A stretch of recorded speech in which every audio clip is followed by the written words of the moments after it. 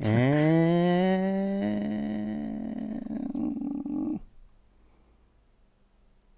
we're live. We're live now.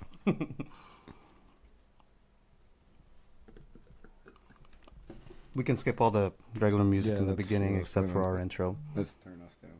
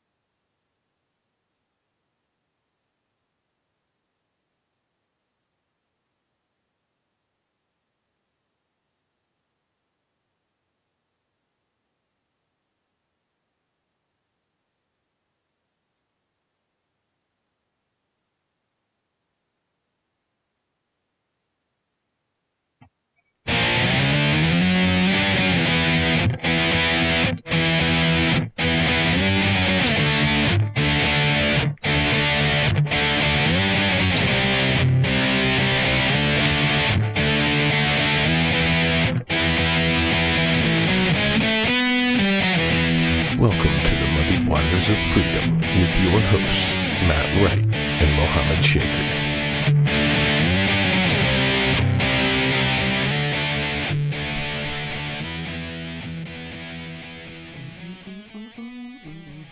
Good morning, good afternoon, or good evening, and welcome to the Vanguard.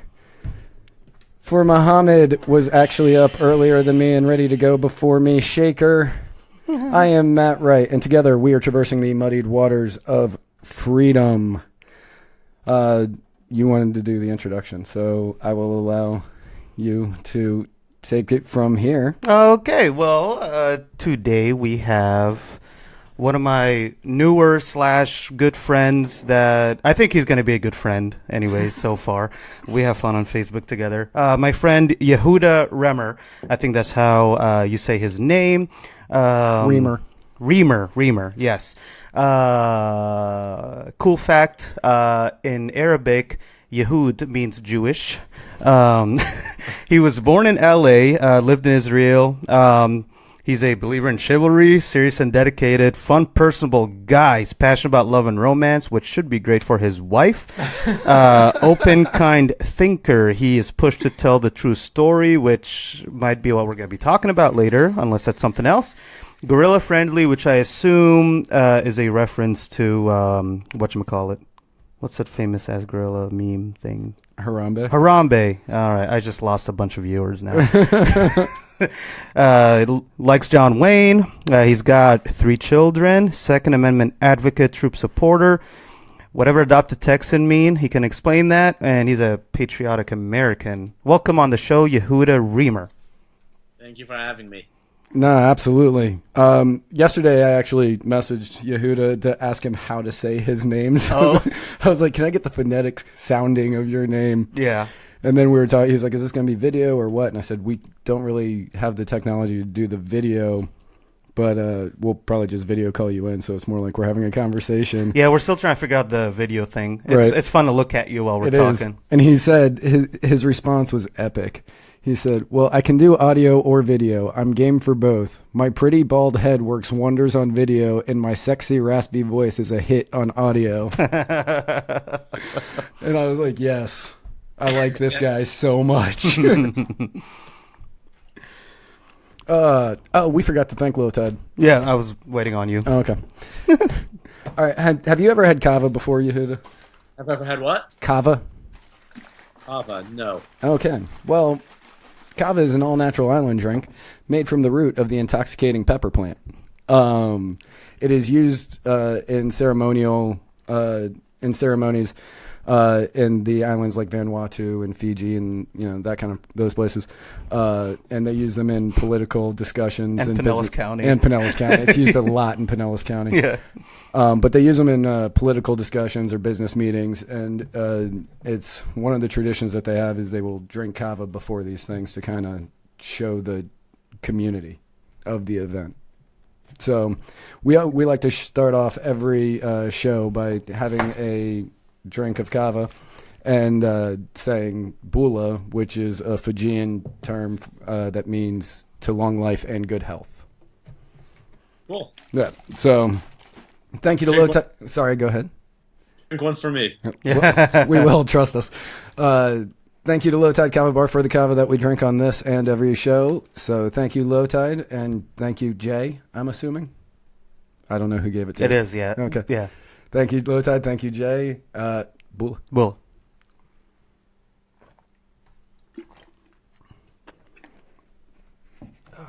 All right. That still tastes so good. It actually doesn't taste that good. It tastes earthy. Yeah, it tastes like what you would think a root of an intoxicating pepper plant would taste like. I'm dying to try it now. That's totally piqued my interest. Well, next time that you're out in the Pinellas County area of Florida, please let me know while you're staying with Muhammad. We would love to have you swing by, and I will definitely drink a shell or 9 with you. So tell us a little bit about yourself. Well, my bio worked wonders for my dating profile, so I appreciate that. Yeah, I'm just I grew up in Los Angeles in a apolitical Orthodox Jewish family, and thought of firearms, or I don't know how I transitioned to firearms. I'm just so used to it, considering we haven't even finished my book yet. But I'm just a normal Jewish boy who grew up in Los Angeles, grew up doing photography, just going through life trying to figure out what I wanted to do until I found my true calling in writing. Yeah. So, You have siblings? I do. I have an older brother who I like to joke is a communist because he married a girl from Canada. I have a younger brother who I love dearly, but he married like an ultra feminist, and she's awesome. I mean, she's amazing with my kids. I love her. Yeah. But we don't see eye to eye on everything. And then I have a baby sister who's not really a baby anymore. She's 27, and I'm super close with her. She's the one that married a nice conservative guy and takes good care of her. So, yeah. Yeah, nice. Nice. Is he Jewish? He is, yes. Okay, so your family married other Jewish. Oh yeah. We didn't marry outside the faith. Orthodox. All of them Orthodox, yes. Yeah. I always heard that's how you guys are. Yeah, And yeah, pretty much. Orthodox Jews are usually. Is that here? That's here, yeah. Wow. Okay. I don't know if you heard that there's an ambulance that. Oh no, I've heard it's because of the stuff you were drinking. Right.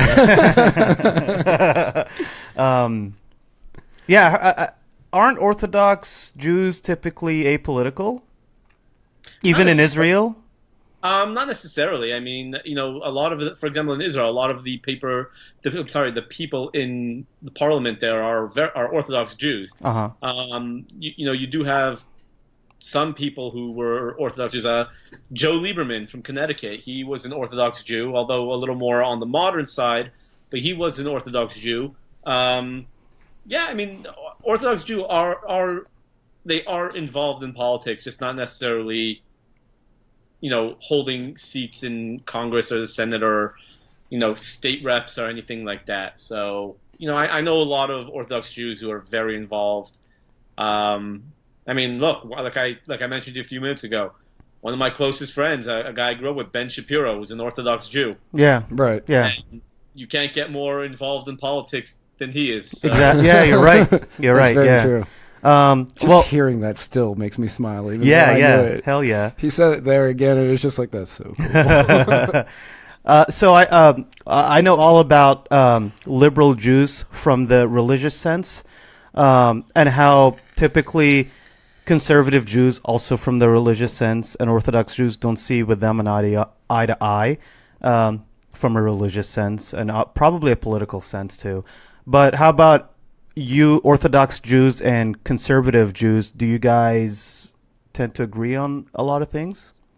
Yeah, a lot of because conservatism in many facets is based on Judeo-Christian values. A lot of the mindset are the same. A lot of Orthodox Jews tend to be more right of center rather than, I mean, they're not going to be maybe not necessarily as, Tea Party right wing as some people, but Orthodox Jews tend to be a lot more right of center than the conservative movement or the reform movement.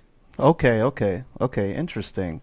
Well, tell us about your book. That's why we're here. Yeah. So I wrote a book called Safety On, and it's an introduction to the world of firearms for children. Uh-huh. And the reason why I wrote it is, at the time I started writing it, I had 2 kids, and back in LA, I did own 3 firearms, and I kind of kept it from my parents just because I didn't need that Jewish guilt that you always hear about, hanging over me. And my younger brother one day let slip that I owned a Glock 19, and my parents kind of freaked out. And it got me thinking, like, as a responsible adult who owns firearms, I'm the one that's going to be teaching my kids about firearm safety.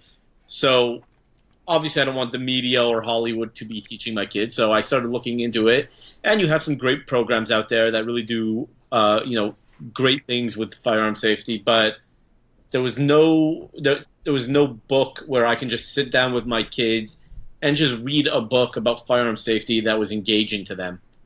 So I set out to write it with the help of a really good friend of mine who's in the Los Angeles Police Department, coaching me along the way and really helping me and guiding me.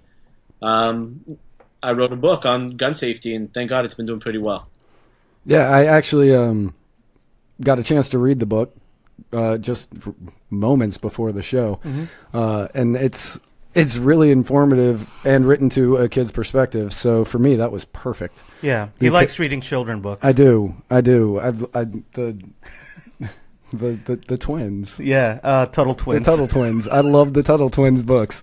So, I mean, if you give me a book that's going to be informative, teach me about, really, really basic things, and throw in great illustrations, I'm going to read it. Yeah. Which, quick segue for you and the viewers. I don't know, have you heard of the Tuttle Twins? I have. I've never had the chance to read it. A bunch of people have told me I should really get my hands on them. Yeah. Oh, they're great. They are so good. I do plan on doing that as soon as I have some extra money to spare, but I've heard they're very good books. They are, yeah. They take a lot of classical classical liberal literature, and they just put it in a children's book form. They're really fun to read. Yeah, they're great. And they're for children, because they're going to be probably indoctrinated when they get to schools and stuff. So we got to do what we can with our kids in the home setting to set them on the right path. Exactly. AKA indoctrinate them when they're younger. Right. Yeah, I mean, yes. All right. Just clarifying that for a second. Wait, so are you allowed to own guns in Los Angeles?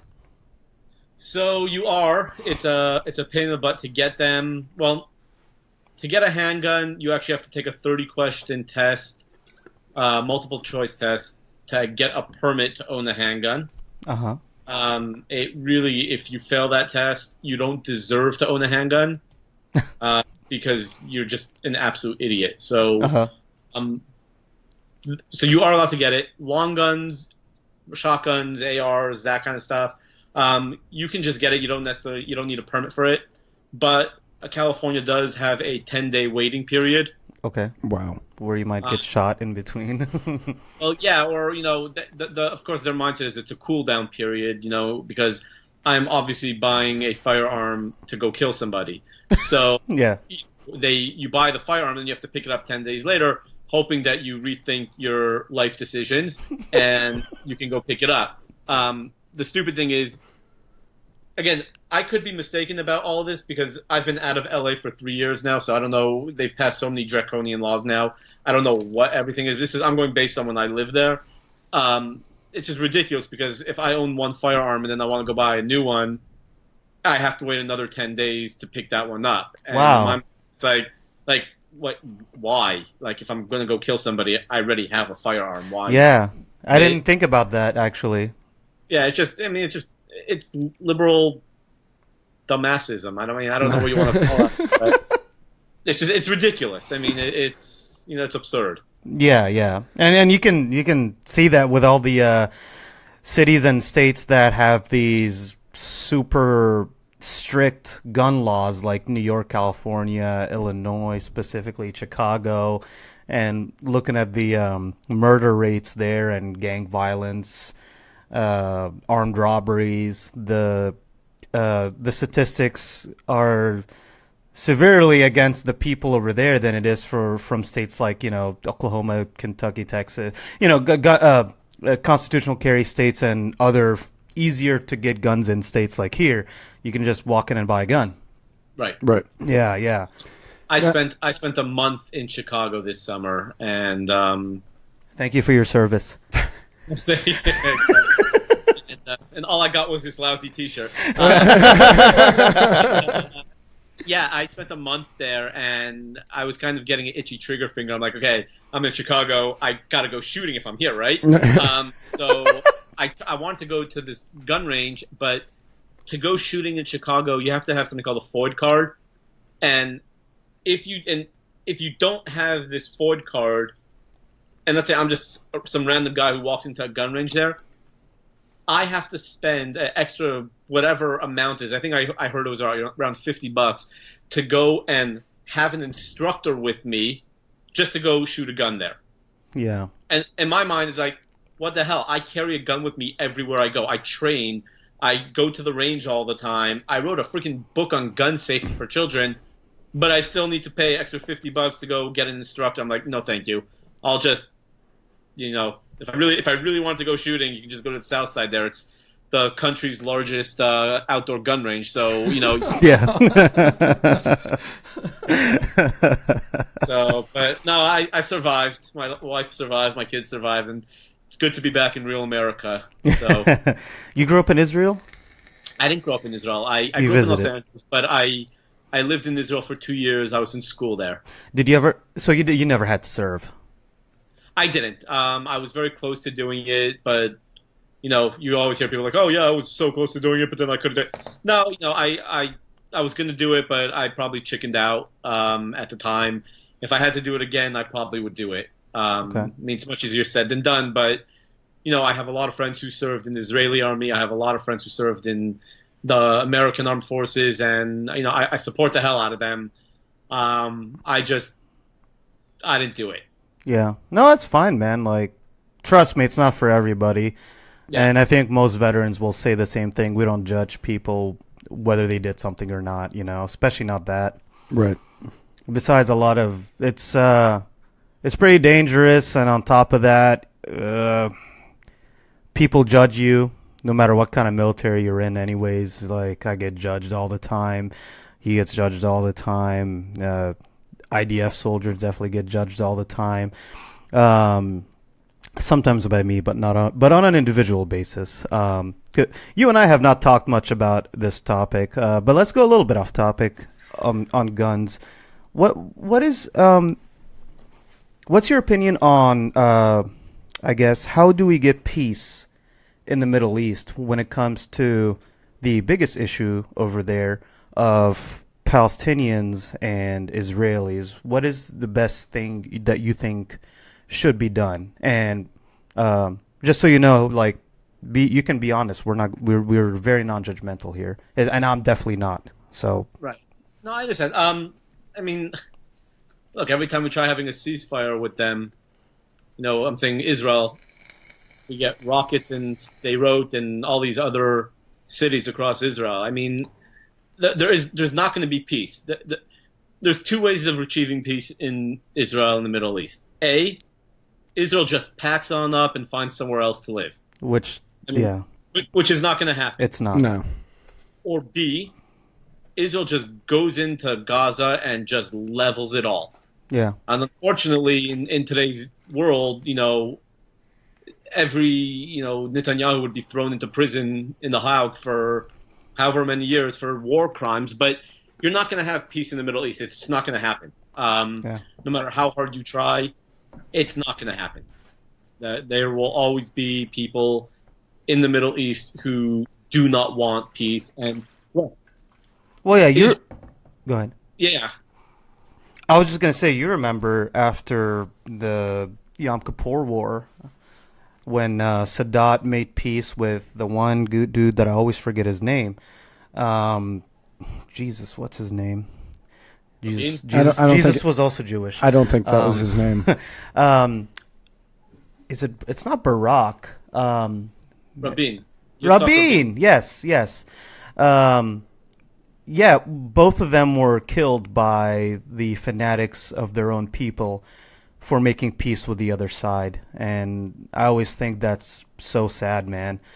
And I think that's one issue that we really, I wish the people in the Middle East could come together and finally figure out, because, like my opinion of it, I wish that we can have I want a two-state solution, even with the borders they're at right now. Like, I don't care about getting back the lands, from the whatchamacallit 6-Day War. I don't even care. I just want it to all be over. And to me, it's so sad, man, because I like reading about history. I'm a student of history, and it always confuses me because throughout history, up until the last 100 years, Muslims and Jews didn't have any problems with each other.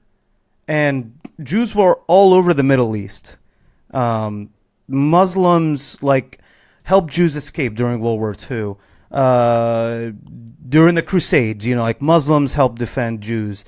The Jews in Spain during the Inquisition, the Jewish Golden Age under the Moorish Empire.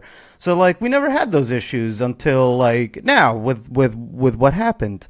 And I personally wish this wasn't going on, because we see eye to eye on a lot of things. Our religion is even sort of built the same. We are a work-based faith in Islam and Judaism, where we have to do good deeds for God to judge us well. And I just wish that stuff didn't happen, man. Up until now, the outside Israel, Iran has the largest Jewish population. I'm sorry, in the Middle East outside Iran. I'm all over the place. Outside Israel,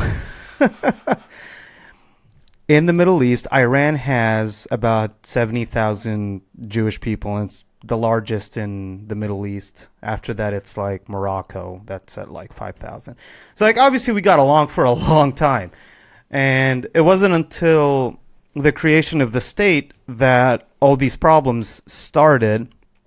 And the Arabs made a really bad choice and a big mistake when they decided to kick out all of their Jewish citizens out of their countries and just send them off to Israel when that happened. When at the time it seemed like a lot of them didn't care one way or the other, because there was a lot of the more Ashkenazi type European Jews that were moving into Palestine, And I look at it as, what's done is done. It's whatever. I like to think it sucks that happened. But it did happen, and now you have a lot of these, a lot of Israelis there now, a lot of Jewish people, and I don't think it's fair at all to kick any of them out. You're just going to go from one mistake to another mistake, from one problem to another problem, one quote-unquote, if you want to say disenfranchised, to another set of disenfranchised people if you're somehow able to kick all the Jews out of there. And I'm not for that. I used to be back in the day. I used to be pretty closed-minded, or maybe unenlightened. Is that the word? That could be the word. Yeah. I didn't have a lot of Jewish friends when I was younger, and I heard what I heard because I was a little Arabic Muslim kid growing up. But then I met a lot of Jewish people here. And then I served with a lot of Jewish people. One of my best friends is a Spaniard Jew. I met an Israeli girl that was in the United States Army with me. And I got a lot of love for Jewish people now. Like, a lot of them are so cool. And like I said earlier before the show, a lot of the biggest names in libertarianism, especially Austrian school, and obviously the father of Chicago school, like, they're all Jewish. So, like, it's so sad, man, that this is the one issue, in my opinion, to get peace. Is like how to figure out what to do with the Palestinians and Israelis. Like, I agree, man. Like, I used to be a hardcore just supporter of any and everything Palestinian, and after a while, I just started thinking to myself, well, why are they doing that? Like, why are they always just shooting off rockets randomly? Well, I'm like, that's stupid. Like, if they're trying to talk to you, or if they're not doing anything, why are you doing that? So yeah, I don't particularly like to blame just one side any longer. I just wish either side was able, or both sides were able to just finally come together and make some peace. I hear that. Yep. Like I said, I think most of Israel would love to have peace, but it's not going to happen. And unfortunately, it's a one-sided demand for peace, despite what the media portrays. Yeah. So it's either Israel moves or we level Gaza, and I don't think any of those are going to happen. So. Yeah. I hope it. I'll tell you this. I'm going to go against you here and say I really hope you're wrong and that we do get peace. Oh, don't get me wrong. I would love to have peace. I just don't believe it's actually going to happen. Okay. It would be great if it did. Yeah. But I mean, look at history in the last, since 1948. Exactly. Yeah. It's not going to happen. There's been many times where Israel's willing to do something, but every time they do, you might have a 2-3 month ceasefire, but then all of a sudden you have just a whole barrage of rockets and suicide attacks. And I mean, look, even now it's been nonstop stabbings. Every other day you hear of stabbing in Israel, and it's unfortunately you have these 17, 18, 19-year-old, even 25-year-old Palestinians who just come in and stab whoever they want, and then they get taken down. And it's unfortunate. But then again, at the same time, when the Palestinian government is paying those people $3,200 a month for being martyrs, I mean, you're not getting peace that way. No. And that's the first step. Is you got to you have to change the political mindset of the Palestinian people. Otherwise, this is not going to happen. I think the first step is to get rid of all the hate. I can't speak for the other side, I guess, but a lot of Arabic people, Muslims specifically, that I know, like, have this blind hate for any and everything that's Israeli, and I think it's sad, and I wish a lot of them could get out of it. And I've met, asshole Israelis too, and Jewish people, and asshole Jews like that too. It's a definitely minority on, I would say, on your or on the Jewish side. Like, from my side, man, I see so much hate, and I wish they could stop thinking like that. That's the first thing to do, is to get Muslims to start looking to Israelis and Jewish people as humans, and that we need to sit down and talk about the actual problem, But from what it seems like happening right now, like, it's not going anywhere, because the only thing they keep thinking about is, this guy's my enemy. And, like, you can't just go through the rest of your life talking about the problem and thinking about it like that. But we have gotten so far off the topic of gun safety. Yeah. Well, I was not prepared for this one at all, even though I should have been expecting it. Nah, it's all good. It's all good. It's an important topic, in my opinion. But yeah, so how many guns do you have? I'm still a novice. I only own 5. Only. Only own 5. There's a liberal listening right now. Right. I think I just made a couple, heads. I only You only own own 5. Oh my What? God. He's a warmonger. He owns 5 guns. I'm like, dude, my friend owns like 34, and that's even nothing. Like. Yeah. So, have you actually taken your children out to? I'm assuming you have. I don't know how old your children are. My children, no, I don't. My son, I believe, is ready. I just haven't had a chance. I was going to take him out when he turned 10. I'm sorry, when he turned 8. He turned 8 2 weeks ago. I just haven't had a chance. School just started and had to get back in the swing of things. My daughter is definitely not mature enough, and she's not ready to shoot yet. But both my kids have copies of my book in their bed, and my son came home from camp one day, and he goes, "Dad, I don't understand it. We went laser tagging today, and why was I the only boy walking with his finger off the trigger?" Yeah. And I'm like, "Yeah, it's called trigger discipline. It follows you everywhere." Yeah. And, so I'm proud of him for doing that, and just I haven't had a chance to take them yet. So it's definitely gonna happen soon. Have you ever seen the movie Black Hawk Down?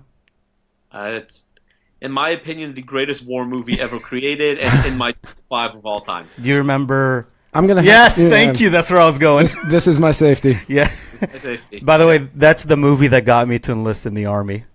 Really? Yeah, because I was like, I have to be a ranger medic. That's all I wanted to be. Yeah, the guy that in my top 5 of all time. Yeah, I love that movie. The guy that said that. Yeah. This is my my finger is my safety. He trained my buddy when he became part of the Secret Service. Oh, wow. He was his trainer. Yeah. And he was like the actual not Eric Bana who played the guy, but the guy he was playing. Norm Hooten. What was it? His name's Norm Hooten. Yes. Yes. Yeah. He was like, yeah, Norm Hooten. And I was like, I don't know who that is. He goes, did you see Black Hawk Down? I was like, yeah, and he just did this. And I went, oh, that guy got it. I was like, yes, that's so cool. Because that's the single greatest line of that movie. Yes, yeah. So I've had a recent debate in between me and somebody else, and I've seen this a lot on Facebook. That's how debates work. Tell me, what is your opinion on, because I don't know why people ask this question, is open carry better or is concealed carry better? I don't know if you've ever heard of this question before, but what's your opinion on open carry versus concealed? Well, first off, because I believe the actual words of the Second Amendment, I'm a big believer, firm believer of shall not be infringed. Mm-hmm. So I am in favor of constitutional carry, but in terms of open carry, we just got open carry a little over a year and a half ago in Texas, and I'll never forget that Moms Demand Action, I think it was, and all those left-leaning, anti-liberal nut jobs, they were all saying, "Oh, blood is going to run through the streets of Texas with open carry." I think I've seen one person open carry in a year and a half. Uh-huh. I'm definitely pro it. I'm pro it for 2 reasons. A, I'm short, and my wife is short. So if my wife says, "Hey, we're at Walmart, can you go grab that thing from the top shelf there?" and I step on my tippy toes and my shirt comes up and I expose my Glock that I carry with me. Well, beforehand I could have gotten in serious trouble. Now, brandishing. No, also, if I just want to wear a T-shirt of some sort and you see a little printing, you could have gotten in trouble for that. Now you don't have to. On the flip side, I do not open carry because I'm afraid that, for example, if I go to, say, a Walgreens and I'm open carrying and some guy comes to rob the place, I now become the first target. If I don't get a drop on the guy, which I'm not expecting the guy to rob the place, so he would get a drop on me, I become the first target. Having the element of surprise is always better. So, yeah, definitely. So I'm, like I said, if you want to open carry, hey man, I'm in favor of it. by all means do it. I will support you for it. It's just not my thing, and I won't open carry. So Yeah. That's fair. Yeah. That's fair. I've always been a fan. Personally, I'm a fan of open carry. Yeah, it's the same thought on, racists and everything else. Like, I want to know who it is that has the weapon. Yeah. Like, I really do. Yeah. So, like, I'm a fan of open carry. It's not that I think that somebody carrying a gun is going to be dangerous, or there's a good chance that if I see somebody with a gun on their hip, I'm going to think that person probably knows what they're doing, which could or could not be true. But Yeah. if it comes down to it, I'm going to hope he does. So that's why it's like, if there ever is a situation where gunplay has to come involved, which I hope I'm never actually in another situation that happens. Like, if somebody's there with a gun on their hip, I'm going to say, hopefully that guy knows what he's doing right now, because he's who I'm hiding behind. Yeah. Yeah. Because I don't carry. So Yeah, I happened to get rid of my gun a year ago because I was suicidal. And I got, just depression, anxiety stuff from the military. So I got rid of mine until I'm ready. Until I feel like I'm mentally prepared to start having a weapon again. I don't want to have to make a mistake where I have a pistol like that around. So, should veterans that have PTSD, depression, anxiety, be barred from purchasing and keeping firearms? And how do I want to phrase that one? Well, let's just go with that first. Do you think that veterans should be barred? I definitely don't think veterans should be barred.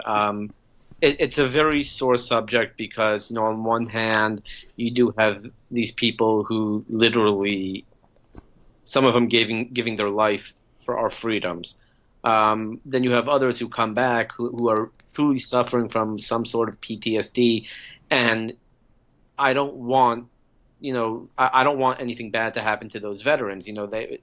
I think, what was it, 22 veterans a day commit suicide. So obviously I would want that veteran to have the least possible ways of them committing suicide. That said, I mean, I'm not a psychologist. I've never dealt with someone who has with PTSD, so I can't really make that call, and I wouldn't make that call. What I would say is, depending on how severe PTSD is, that would be basically a call for a family member, a psychiatrist, something along those lines. But I'm not medically inclined enough to make any decisions on whether or not a veteran suffering from PTSD should own a firearm. And again, because I'm guessing there's different levels of PTSD. Yeah.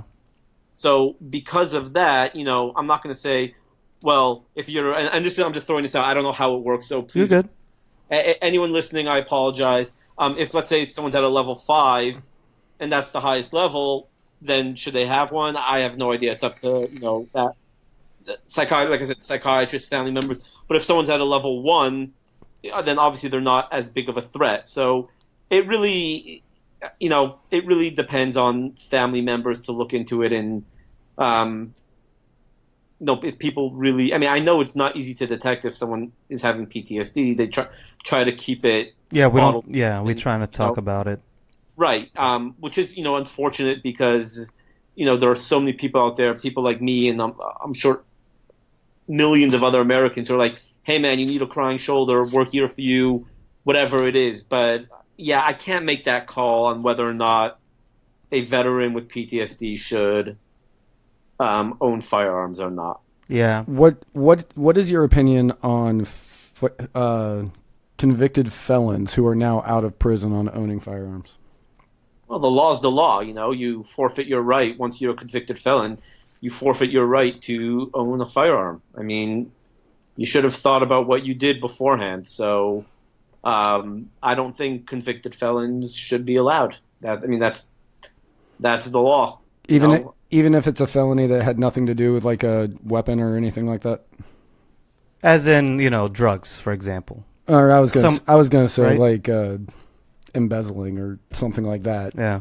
Some white collar crime kind of thing. Yeah. That was more where I was leaning. I mean, again, it's a tough one. The law is the law. If you're a convicted felon, you can ask the same thing. Isn't convicted felons not allowed to vote anymore? Yeah. They can reapply after 7 years. Yeah. They can reapply after. Okay. So, if maybe let them reapply after maybe not, I would say more than 7 years for a gun permit, but maybe that's something that should be looked into rather than just, barring it. But obviously depending on the crime. Yeah. If you have anything like, obviously murder, of course not, but anything like robbery or drugs, I don't think they should own it. They forfeit their right. Just part of life, Yeah. Yeah. Go ahead. I was just gonna say that's very fair. Yeah, go ahead. I forgot what I was gonna say. No, you're good. You're good. Actually, I was gonna say that your kid has better trigger. What'd you call it? Trigger discipline. Trigger discipline than Dianne Feinstein. I think my 8-year-old has better trigger discipline than about, 1/3 of the country who are liberals. When she came out doing that, when she came out for that press conference and she had her finger on the trigger, I was like, well, that's just wrong. You're not supposed to do that. Yeah. I think there was another some press conference, I forgot where, maybe some kind of gun buyback program, and they had all the guns laid out on a table in front of the podium where I don't remember who was speaking, and everyone is hailing this mayor or whoever it was. It's like, oh, look at all these gun buyback programs. He's making the streets all safe and stuff. But all the guns were pointed at the reporters. They weren't to the left or to the right, like away from, keep the barrel away from whatever you're going to shoot. It's just like, you're sitting there, you're like, are you kidding me? Like, you're hailing this guy's gun safety, and here you have 60 guns pointed right at you. I'm telling you, man, liberalism is a mental disorder. I'm so firmly in belief of that. People just have no brains. Yeah. Well, so speaking of that, do you get confused by like now politically speaking liberal Jews? Like, what are they thinking, right? We don't like to own them. No, a Jew is a Jew. No, but liberal Jews, God, that's a whole podcast in itself. Yeah, especially the ones who are, anti-gun and... Yes. Dude, did you not see what happened like 65, 70 years ago? Mm-hmm. Yeah, right. Yeah. No. I mean, Hitler literally came into power, registered all their guns, confiscated all their guns, and killed them with the guns that they just confiscated. Just like, it boggles the mind. I mean, I lost over 30 relatives in the Holocaust, and, I don't know if you saw that meme that I made. I have because now, liberals across the country are all clamoring like, oh, we got to take down this statue and that statue, and we're now firing ESPN reporters because their names are Robert Lee, but he's Asian. Mm-hmm. And, it's ridiculous. And I remember when I went to Europe, when I went to Poland, I was at Auschwitz, and I found a 50-cent coin on the floor. It's been there for 60 years, and then I look down, I'm looking at a swastika, and at this point in my life, I have it not because for 3 reasons: A, remind me of where my people came from; yes. B, to remind me of how my people survived; and C, to send a big F you to Hitler. Yeah. Hey man, your 1,000-year Reich is not here, and I am. Yeah. So, instead of whining like a bunch of little babies and, we got to tear down this statue and that statue, like, as I tell my kids, cowboy up. Use it to your advantage. It makes you stronger, and instead of making you guys look like a bunch of little weenies. I don't know. What do you think makes... Did you start using cowboy up before you moved to Texas, or was that a post? I did. I once heard. When I first started getting into politics. One of the first people I found on AM radio happened to be Glenn Beck, and at the time, this was already 9 years ago. A lot's changed. I don't listen to him that much anymore. I still like his stuff. I just don't listen to him as much. So he was talking about how he had a big Nerf gun battle with his son and with Marcus Luttrell. Right? And they were all out and playing Nerf guns and stuff like that. And I believe Marcus shot Glenn's son in the head with a Nerf, dart. And his son started crying, and Glenn was making a point saying, a lot of times, your son gets hurt, but you gotta teach him that it's okay. You just get back up. He goes, and he's holding his son, rubbing his back, and everything's gonna be okay. Because all of a sudden, this 6'5" former Navy SEAL who just shot this kid in the head with a Nerf dart stands up over him and goes, "Hey man, you better cowboy up because I'm reloading and gonna do it again." And at that point, Glenn said, my son immediately stopped crying, grabbed his Nerf gun, and ran away. And it's just a mindset, you got to toughen kids up nowadays. So I've been using that for a while. My kids get hurt. If my daughter gets hurt, I tell her to cowgirl up. My son gets hurt, I tell her to cowboy up. And surprisingly, it actually works. Yeah. The Red Sox used to say that back in 2003 and 2004, which is how I know that phrase. And you're right about toughening kids up, especially with, your kids. Because, we moved here. I was born in 89 here, and then we moved back to Egypt. Came back in 99. And a year later, 9/11. A year and a half later, 9/11. And, man, I got picked on hardcore. And I was like... You still get picked on hardcore. Yeah, but now I can just, brush it off. Dude, I got picked on hardcore. And not just me, actually other Jewish kids for some reason. But yeah, you're you got to teach your kids to be tough because they might get some mean jokes thrown at them from somebody that watched what's that one movie? I think the guy's name is Sacha Cohen or something.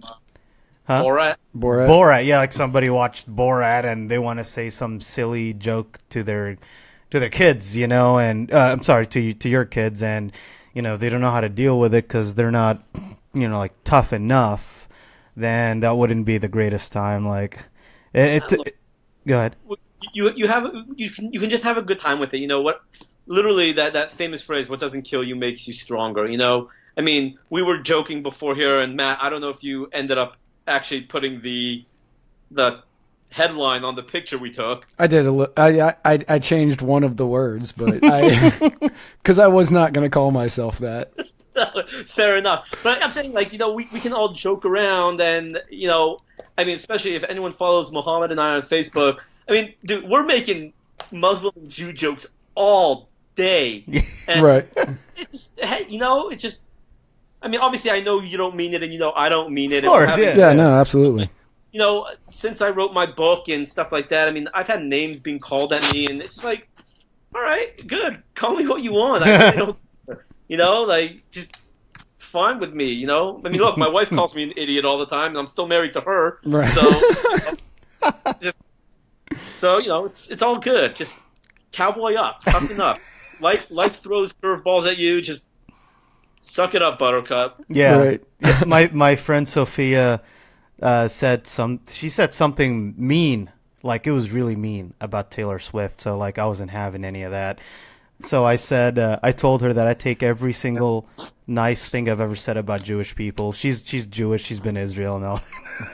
But I had to message her and tell her it's 2017, man. Even though she's conservative and all that, I still gotta worry about how someone takes your jokes. I was I was joking, just so you know. I don't really take back everything I've ever said about Jewish people. You defend Taylor Swift with all of the gusto of somebody defending their sister that somebody's talking bad about. Well, she's our queen, man. She's not even close to that. You can have Taylor Swift. I'm a Carrie Underwood guy. She's a queen. Oh, yeah. No, I love Carrie Underwood. Carrie Underwood. She's a queen. You didn't say Katy Perry, so I'm okay with this. Oh, no. Oh, thank you. Yes. I'll be honest with you. I think the only song of Katy Perry's that I know is the I Kissed a Girl one, and that's because of the controversy when it first came out. But besides that, you can play me 100 songs, all Katy Perry, and say which one was Katy Perry. I'd be like, I have no idea. Right. Well, hey, speaking of music, so like he knows I'm a big metalhead. I always like play metal when I'm walking in here just to force him to enjoy some. It's not me enjoying it. It's me putting up with it. Yeah. Have you ever heard of the Israeli band Orphaned Land? I think you told me about them. Oh, maybe. Okay, maybe I did. To be honest, I feel like I tell all my Jewish friends about them. Yeah, I'm not the biggest heavy metal fan. I mean, I like more. If I'm going to be listening to like rock, it's going to be a lot more, classic rock. Okay. That's a lot more my style.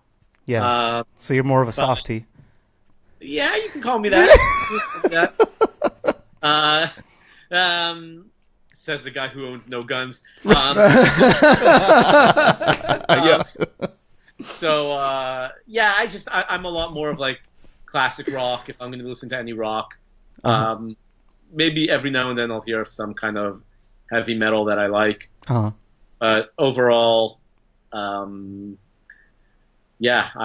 country guy, classic rock, and not Taylor Swift or Katy Perry. Yeah. And let me tell you something. Yes. Taylor Swift, not country. Sorry. No, not even a little bit. Not even a little bit. Yeah, I'm not going to argue against that. Yeah, definitely not country. Yeah. Yeah, Texas has definitely grown on you a little bit. So you're registered Republican? I am. I'm thinking about just registering as an independent because the Republican Party doesn't really exist anymore. Mm-hmm. Very true.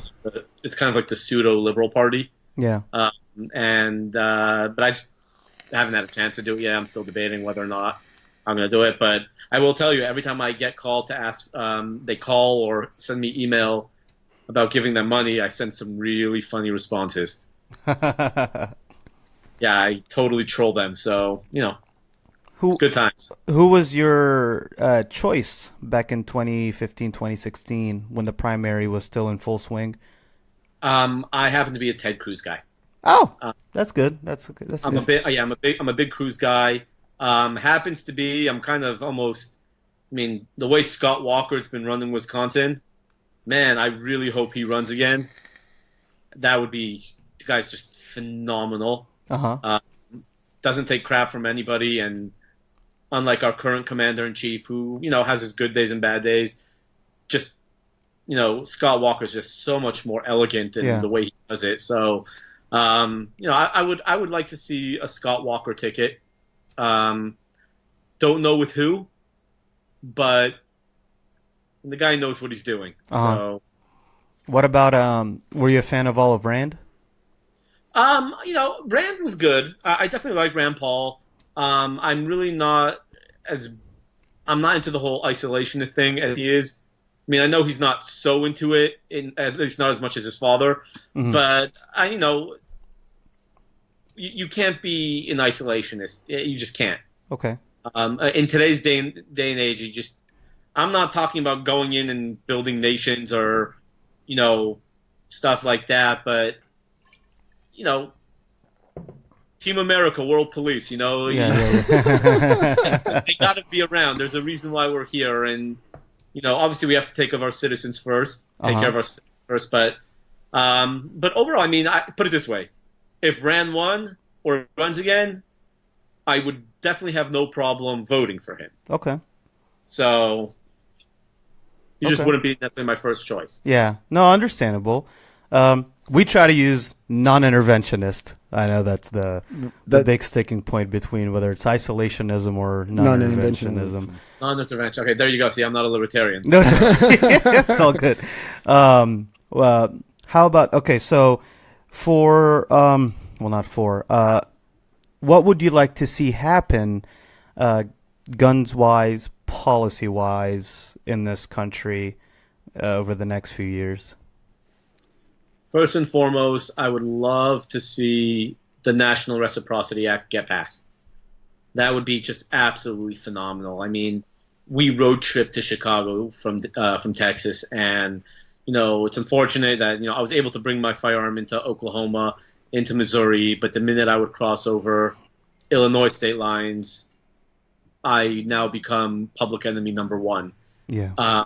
So I would love to see a National Reciprocity Act get passed, and I would like to see some of the things on the National Firearms Act. Like there's a big movement right now to get suppressors off the NFA, and that would be pretty awesome too. Uh-huh. If you can get those two things, that would just be a really big start. And I know the National Reciprocity Act is there, and you have a bunch of pseudo liberal Republicans who are too afraid of losing their power. So I don't think it's going to get passed just because we need more more Rand Pauls and Ted Cruz's and Mike Lee's. And Joe Mertz and people like that. We need a lot more of them in the House and the Senate. And until we do, I don't think you're going to get that much passed. So yeah.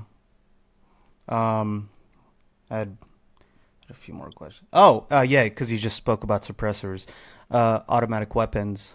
What do you think? I think they're fun. Band-wise. Yeah, but they are fun. I'm definitely a fanboy of automatic weapons. I actually had the luxury. I went to Vegas and they had a great gun range there, and it was for my 30th birthday. My wife took me to Vegas, and she felt horrible, and I made her feel horrible because she didn't even get me a birthday card for my 29th birthday. So I told her, when we go to the gun range, I'm spending whatever I want, and you can't say a word. So I spent about $500 at this range. I shot a package called the Private Ryan package. So I got to shoot all of these vintage World War II guns, like the M1 Garand and the Thompson and the Brown, the Bar. And that was just so much fun. They were all automatic, not the Garand, but they were all automatic. And that, it was fun. I mean, I'm one of those people shall not be infringed, Yes. Also, from what I've been told, and I know you guys are both veterans, right?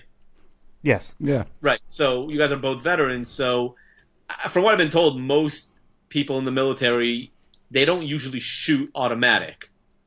Nope. At least that's what I was told. I mean, they'll shoot more in the 3-round bursts because you have a lot more control. Yeah. Yes. Not even that when it comes to it. Not even that. Okay, so there you go. It's always semi. Semi-auto. Okay, so there you go. I've shot automatic. It's a lot of fun. I don't think if people would like to have it, by all means do it. Mm-hmm. But I'm not. I would never shoot automatic if I ever, if I had to. Yeah.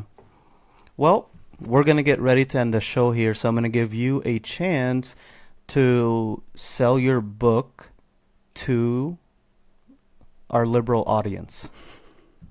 Fair enough. Okay.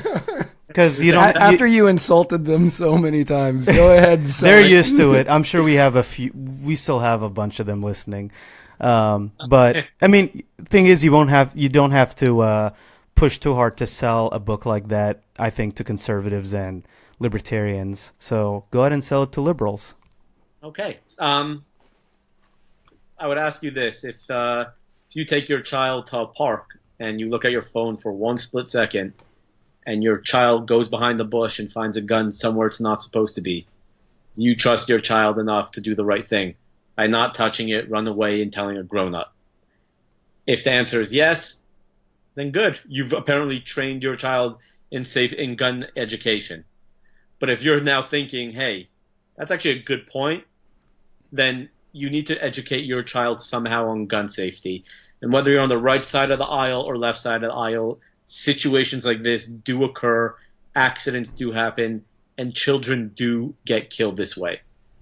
So it depends on how you want to go about your life. If you want your kid risk even having an accident, whether you're anti-gun or pro-gun, whether you want, if you want that ability of making sure that your child is safe, knowing what to do, then I would suggest picking up a copy of my book.